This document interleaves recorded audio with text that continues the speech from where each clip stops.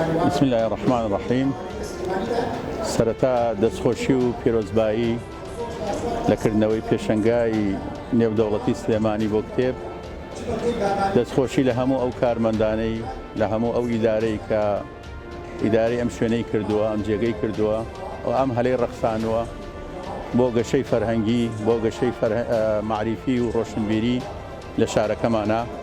بەڕاستی ئەم ساڵ نمونەیەکی جوانە، ئیستیفادە کراوە لە ساڵی پار لە هەنێ هەڵە و نوقسانی و ناتەواوی کە ساڵی پار هەبووە.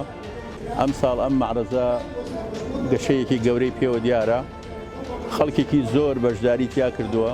خەڵکەکە بە شێوەیەکی گشتی خوێنەرێکی جدیە، ئەی سەلمێنێک کە ئێمەی کوردیش هیچمان کەمتر نییە لە گەلانی ناوچەکە، لە معریفە، لە خوێندنەوە، لە ڕۆشنبیری گەلێکی دواکەوتونین. بەڵگەش ئەو هەموو کتێبەیە کە ئەفرۆشرێ، بەڕاستی پێشەنگاکەش جۆرا و جۆری پێوە دیارە، هەموو جۆرە کتێبێکی تایە، هەموو جۆرە فەرهەنگ و ڕۆشنبیریەک ڕووی لێ کردووە لە وڵاتانی دەوروبەرەوە، ڕوویان لێ کردووە کە ئەوەش بۆ خۆی بەهێزیەک ئەدا بە پێشەنگاکە.